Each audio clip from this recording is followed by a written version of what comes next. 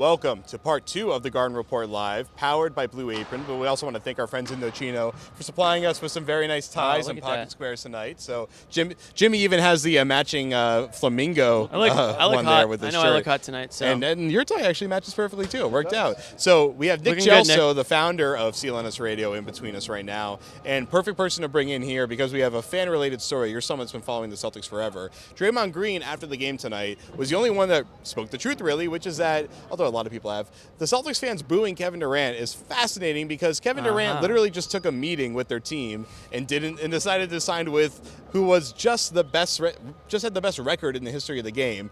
How could you blame the guy for doing that? And of course, the Celtics fans Front took it runner. so personal that That's they why. booed him when he got introduced, booed him throughout the game. And Draymond said after the game that the Celtics fans really need to look themselves in the mirror, and he made a few valid points. So I'm wondering, from your perspective, what did you think? Jared, let me start here. Draymond, bit inflammatory with the things he says. I think we know that. Look at yourself in the mirror. What do you see? Look at yourself in the mirror right now. I see a beautiful man right now. Don't put that in there, right? What was that? What does that mean? Well, because he said, Draymond said, look yourself in the mirror. Okay, so anyway, yeah, he says inflammatory things all the time, and but he is right. I mean, and the other thing is, you're talking from a fan's perspective. I watched Michael Jordan, not in this building, but in the old Garden. You booed him, he scored 63. You booed Kevin Durant. Yeah, way to tonight, go. And he came through. So, not real smart by Celtics fans, but I understand the point. I hate how much I loved Draymond Green. Oh, it's wonderful. Yeah, listen, I like the instigators. I'm a big Joakim Noah guy. I know everybody who bleeds green hates Joakim Noah. I love the guy. Big Draymond Green guy, but his shtick can get kind of old. I know he likes to poke the bear, so to speak. And tonight I think was another one of those things where he's a little shot at the fans. Listen, I think it's normal for the fans to boo Durant. I don't think that Kevin Durant deserves it, but I think that's just part of being a fan. That's just what you do. You want to try to get under the opponent's skin, and let's be honest, this Celtics fans, right or wrong, they do feel a little spurned by the decision to go with the front runner team. I mean, there's merit to it, but at the same time, the idea that you would boo a guy and hate a guy, and I was actually sitting in a section tonight in a weird press area where you're in the middle of the section, and people just loathe Durant just because he passed them up, and it's kind of like the guy that just kind of like obnoxiously hits on a girl, and then when she goes, "Ew, I don't want to be with you," he goes, "Well, you're ugly anyway. I don't like you." That's exactly what Boston fans are doing. That was like high school for you, right? That's every day in high school for me. And, the thing is, Draymond made a great point, which is that it's not a good look for Boston fans and that it can scare potential free agents from wanting to be here. I was going to ask you, do you think that's accurate? Well, I've never thought of it that way. It'll scare a potential free agent from taking a meeting if he's not really certain that the Celtics are a strong front runner, but it's not going to deter someone who wants to sign in Boston from signing in Boston. I was curious to see how Durant would react to being booed, being the bad guy. Obviously, tonight he came through.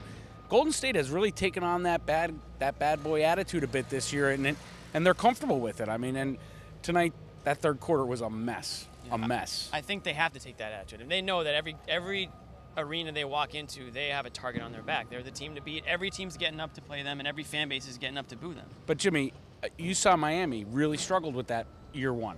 Oh, they won 2 championships. Well, they did, but year one they struggled with it. They went to the NBA Finals. Was it Chris Bosh, I think, recently said that actually was a negative for them. So it was a negative for them. Now, very quickly, well, Chris Bosh is mentally weak.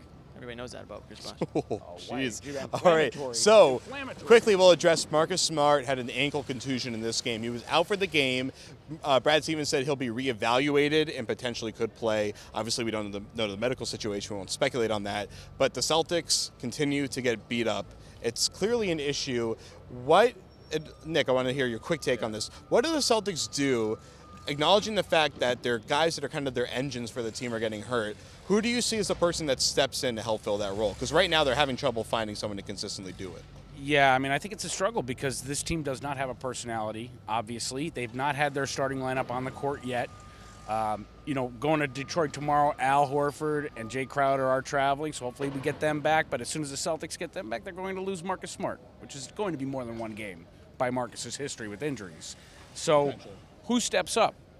You answer the question. I'll take that trade-off. I'll trade Marcus Smart for Al Horford and or Jay Crowder. That's fair. Not saying I want Marcus Smart on the sidelines. I want the whole healthy roster out there. But watching Jay Crowder warm up before the game today and sprint off the practice court and almost take me out, I got out of the way. Really? I didn't want to be the guy to re-injure. Could have sprained his other ankle. Yeah, I didn't want to be that guy. But he sprinted by me at a very, very fast speed. I clocked him at about 18 miles an hour. So I think he's ready to go tomorrow. Well, when he's up to 19 miles an hour, I think he'll be ready. So that's going to do it for us tonight. Thank you to Jimmy, to Nick Gelso, to Kyle George, to Josue Pavone, who just showed up late and doesn't get to be on the show tonight. Blue Apron, go to blueapron.com/garden report. You will get 3 free meals and free shipping, and you can cook as well as I do. I'm making a steak tomorrow. I got it in the mail a couple days ago. Yeah. I got Vietnamese meatballs that I'm making for dinner tomorrow night. I made the meatballs. Yeah. Apparently they're really good according to Joe Weiss. So that's going to be good. All right. That'll do it for us tonight on the Garden Report live as the Celtics get shellacked by the Warriors. We will see you after the Spurs game, the day after Thanksgiving. You'll be stuffed and you'll be ready to watch on the Garden Report.